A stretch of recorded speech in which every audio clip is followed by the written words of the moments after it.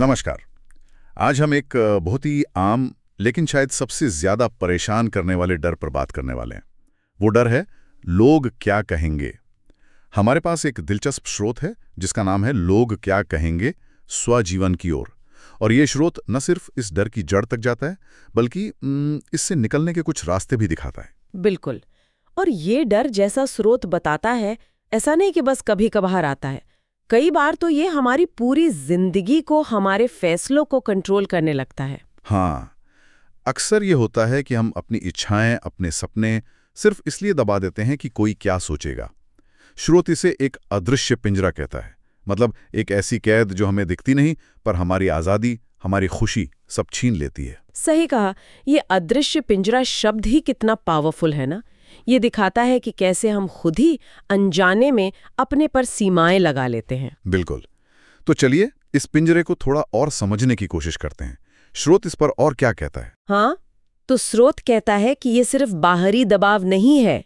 ये डर धीरे धीरे हमारे अंदर बैठ जाता है।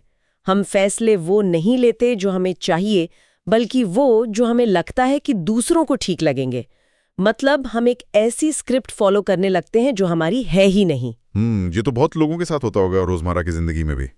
लेकिन फिर सवाल यह है कि अगर ये इतना आम है तो क्या इसका कोई हल है? क्या स्रोत सिर्फ प्रॉब्लम बता रहा है? नहीं, बिल्कुल नहीं।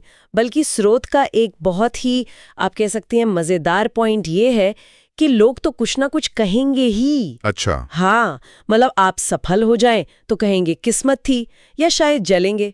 अगर आप स्ट्रगल कर रहे हैं तो भी बातें बनेंगी। हाँ, ये तो है। तो लेखक पूछता है, जब लोगों की राय इतनी बदलती रहती है और अक्सर नेगेटिव ही होती है, तो उसके लिए जीना क्यों?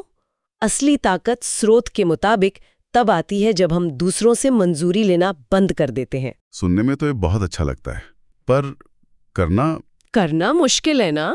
दूसरों की राय से एकदम बेफिक्र हो जाना मुश्किल है। हाँ, बिल्कुल है, लेकिन नामुमकिन नहीं। और स्रोत इसके लिए कुछ प्रैक्टिकल कदम बताता है। अच्छा, क्या कदम है वो? पहला कदम शायद थोड़ा अजीब लगे, वो है स्वीकार करना।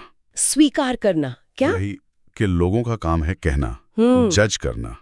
ये उनकी एक तरह से फितरत है। हम सबको नहीं बदल सकते, लेकिन जैसा स्रोत समझाता है, हम ये कंट्रोल कर सकते हैं कि हम उस जजमेंट पर रिएक्ट कैसे करें। अच्छा, मतलब फोकस बाहरी लोगों से हटाकर अपने अंदरूनी रिएक्शन पर लाना है। बिल्कुल, यही से ताकत मिलनी शुरू होती है। लड़ाई थोड़ी कम हो जाती है। दिलचस्प। और दूसरा कदम है अपने मूल्यों को, अपनी वैल्यूज को बिल्कुल साफ कर लेना। वैल्यूज मतलब जैसे ईमानदारी, या जैसे ईमानदारी, परिवार, क्रिएटिविटी, आत्मनिर्भरता, वो चीजें जो आपके लिए सच में सबसे ज्यादा जरूरी हैं, जिनके साथ आप समझौता नहीं कर सकते। स्रोत कहता है कि इन्हें सिर्फ सोचे नहीं, शायद लिखें या किसी भरोसेमंद दोस्त से बात करें। अच्छा। जब ये साफ हो जाता है ना कि आपके लिए क्या महत्वपूर्ण है, तो फिर दूसरों की जो फालतू राय है वो अपने आप हल्की लगने लगती है, उसका असर कम हो जाता है। समझ गया, जैसे एक अंदरूनी दिशा मिल जाती है, एक कंपास। बिल्कुल सही। और तीसरा कदम है छोटी छोटी जीतों पर ध्यान देना, उन्हें पहचानना, सेलिब्रेट करना। मतलब कैसी छोटी जीतें? स्रोत कहता है हर वो छोटा सा काम जो आप डर के बावजूद अपनी मर्जी से करते हैं। जैसे शायद ऑफिस मीटिंग में अपनी बात रखना, भले ही डर लग रहा हो कि लोग क्या सोचेंगे, या कोई ऐसा शौक शुरू करना जिसका शायद लोग मजाक उड़ाएं। ये हर छोटी जीत आपके आत्मविश्वास को बढ़ाती है और धीरे धीरे वो जो आवाज है ना अंदर, लोग क्या कहेंगे, वो कमजोर पड़ती जाती है। ये एकदम से नहीं होता, पर होता जरूर है। ये तो बहुत प्रैक्टिकल लग रहा है, मतलब छोटे कदमों से बड़ा बदलाव। बिल्कुल। और स्रोत एक और बहुत गहरी बात याद दिलाता है। क्या? कि लोगों की राय तो अस्थायी होती है, आज है कल नहीं, हवा की तरह। हाँ, सही बात है। लेकिन आपकी जिंदगी, आपका सच, वो स्थायी है, वो हमेशा आपके साथ है। वाह, ये सोच तो वाकई नजरिया बदल सकती है। मतलब किसी की अस्थायी सोच के लिए अपनी स्थायी जिंदगी क्यों दांव पर लगाएं? एग्जैक्टली।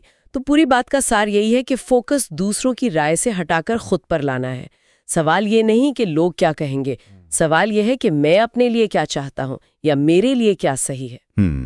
स्रोत साफ कहता है, दुनिया को इम्प्रेस करने का कोई अवार्ड नहीं मिलने वाला। हाँ, बाहरी इनाम तो शायद नहीं, लेकिन अपने उसूलों पर चलकर ईमानदारी से जीने का जो एक अंदरूनी सुकून मिलता है, हाँ, वो शायद सबसे बड़ा इनाम है, जैसा स्रोत भी कहता है। वो अनमोल है, बिल्कुल, उसकी कोई कीमत नहीं। तो आज की इस बातचीत से एक ख्याल जो मेरे साथ रह जाएगा और जो श्रोता ने भी हाईलाइट किया है, वो ये है कि जब आप लोग क्या कहेंगे के लिए जीना बंद कर देते हैं, तब आप असल में अपने लिए जीना शुरू करते हैं। बहुत खूब कहा। इस पर यकीनन और सोचा जा सकता है।